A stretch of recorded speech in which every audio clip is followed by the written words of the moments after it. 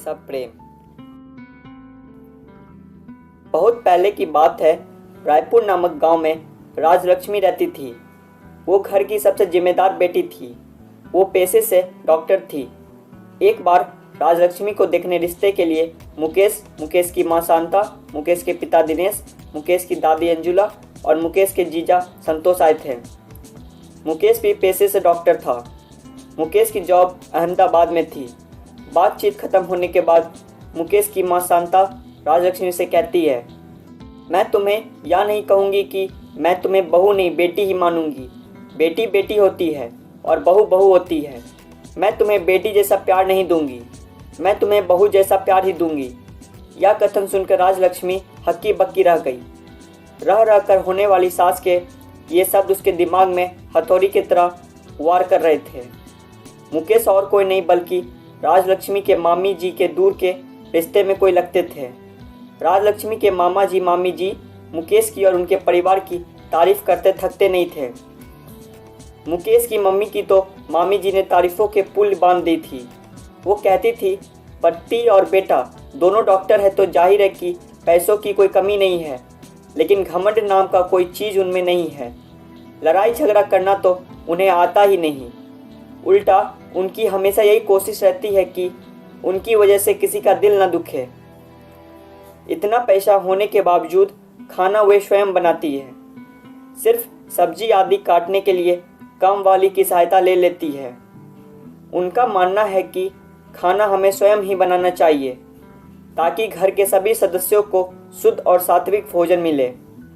इतनी तारीफ सुनकर राजलक्ष्मी को मन ही मन लग रहा था कि यदि यह संबंध हो जाता है तो वो अपने आप को बहुत खुशनसीब समझेगी, क्योंकि कहा जाता है ना, पति पत्नी के गुण नहीं मिले तो चलता है, लेकिन सास बहू के गुण मिलना चाहिए, तभी वैवाहिक जीवन सुखी रहता है। यही सोचकर राजलक्ष्मी मन ही मन खुश हो रही थी कि उसे बहुत अच्छी सास मिलने वाली है। लेकिन जब उन्होंने बहू जैसा प्यार देने की बात कही तो वो बात किसी के भी समझ में नहीं आ रही थी।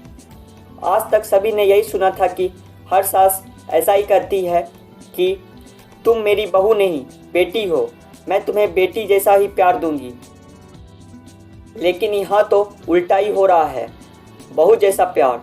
उसको आशंका हो रही थी कि कहीं वो शादी के बाद फिल्मों वाली ललिता पवार जैसी सास ना बन जाए। यदि ऐसा हुआ तो उसका क्या होगा।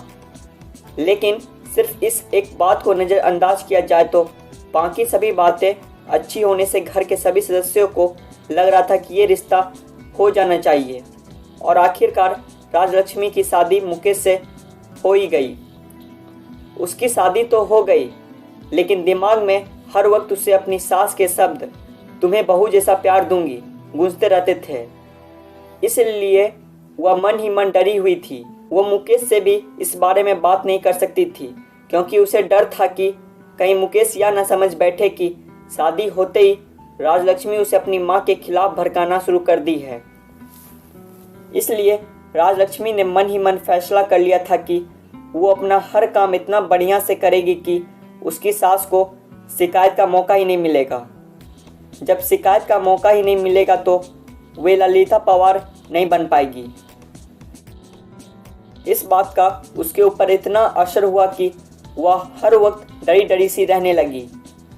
मुकेश ने भी 2-3 बार प्रेम से पूछा, क्या बात है, तुम खुश क्यों नहीं दिखती? तुम्हें किसी ने कुछ बोला है क्या?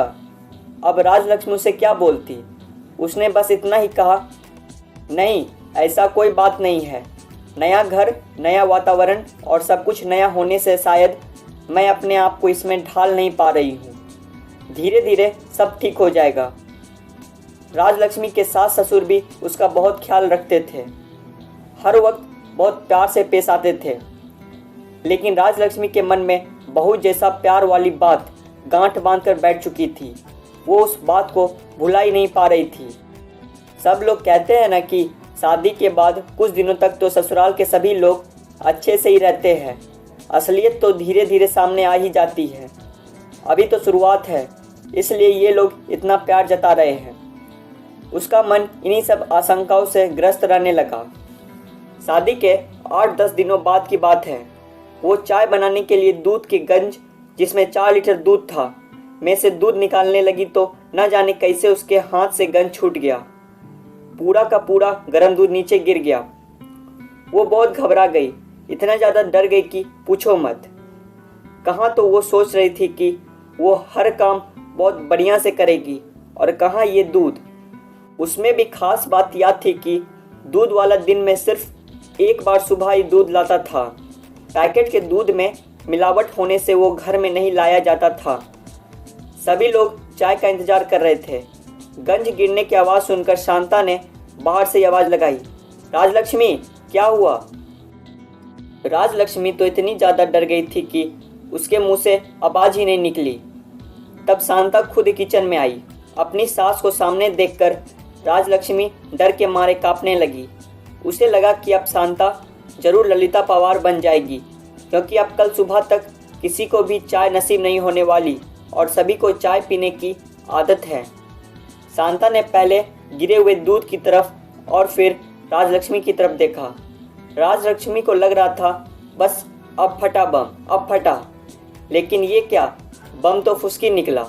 उसकी सास उसके पास आई और बोली, कोई बात नहीं बेटी, तुम इतनी डर क्यों रही हो? तुमने कोई जानबूझकर थोड़े ही गिराया है दूध, हो जाता है कभी कभी, कोई बात नहीं, तुम शांत हो जाओ। फिर राजलक्ष्मी ने कहा, लेकिन मम्मी जी अब चाय कौन से दूध से बनेगी? दूध वाला तो कल ही आएगा। मीठे स्वर में शांता कहती है, मैं अभी पैकेट का दूध मंगवा लेती हूँ। लेकिन मम्मी जी आपने ही कहा था कि अपने यहाँ पैकेट का दूध नहीं लाते। लाते तो नहीं है, लेकिन सभी को चाय का एक तरह का नशा हो गया है। चाय के बिना तो कोई नहीं रहेंगे, इसलिए ज़रूरत के वक्त में एक आध बार चलता है पैकेट का दूध। हम लोग बाहर में भी तो चाय पीते हैं ना, वहाँ कौन से दूध का उपयोग किया गया है क्या हमें पता चलता है?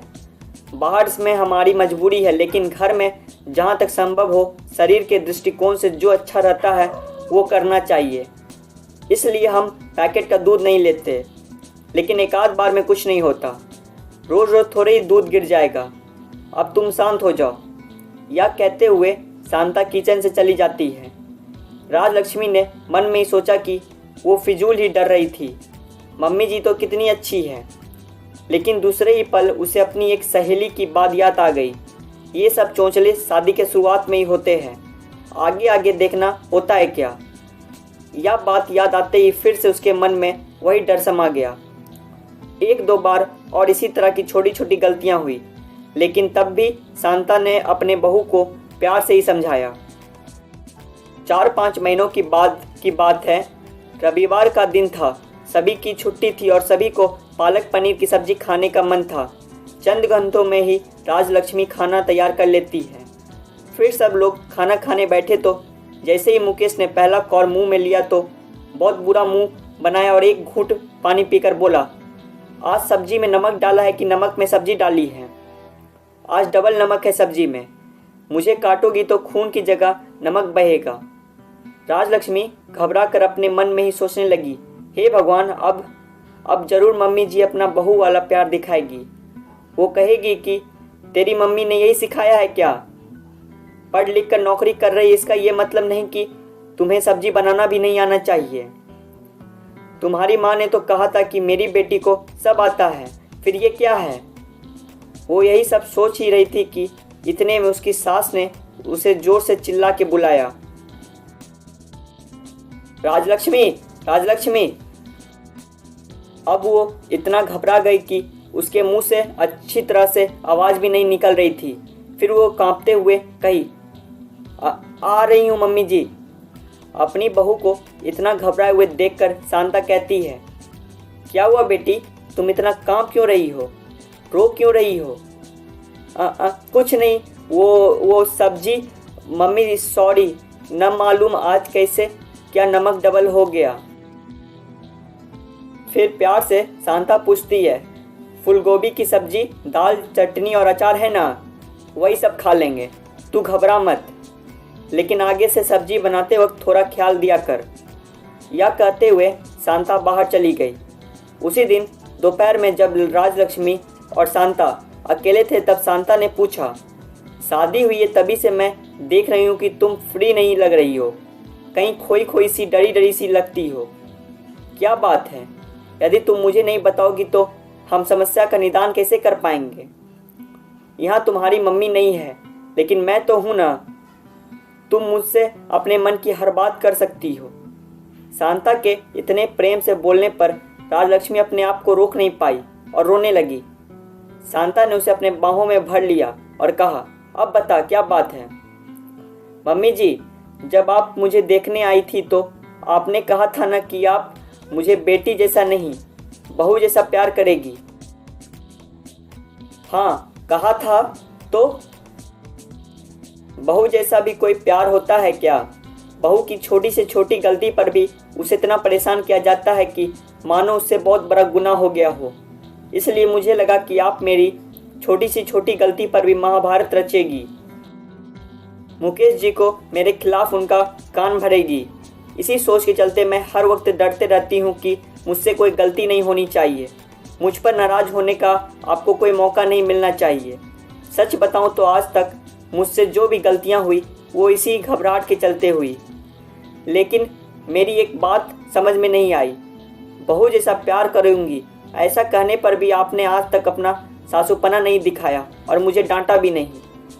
फिर आपने ऐसा क्यों कहा था कि आप बहू जैसा प्यार करेंगी? अरे पगली, मुझे नहीं पता था कि तू मेरी सीधी सी बात को इतना दिल पर लगा लेगी और उसे जलेबी की तरह समझेगी। एक बात बता, क्या कभी तूने किसी माँ को अपनी बेटी से यह कहते सुना है कि वो उसे बहू जैसा प्यार करेगी? नहीं ना। जब हम बेटी को बहू जैसा प्यार नहीं करते तो बहू को बेटी जैसा प्यार क्यों करते हैं? इसका तो यही मतलब हुआ ना कि हम बेटी को ज़्यादा महत्व देते हैं, बेटी को ज़्यादा प्यार करते हैं। इसलिए बहू से कहते हैं कि तुझे बेटी बनाएंगे, तुझे बेटी जैसा प्यार देंगे। मेरी नज़र में जिस तरह बेटी का अपना एक अलग अस्तित्व है, उसी तरह बहू का भी अपना एक अलग अस्तित्व है। मैं बहू को बेटी से किसी भी मामले में कम नहीं समझती। इसलिए मैंने कहा था कि मैं तुम्हें बेटी जैसा नहीं, बहू जैसा प्यार दूंगी। मुझे क्या पता था कि तू उसका गलत मतलब लगा के वह बात दिल को लगा लेगी। चल अब आंसू पोंछ, नहीं तो मैं सचमुच में फिल्मों वाली ललिता पवार बन जाऊंगी। शांता ने यह बात इस अंदाज में कही कि हंसते हंसते उन दोनों का बुरा हाल हो गया। उस दिन राजलक्ष्मी को पता चल गया था कि बहू वाला प्यार भी होता है।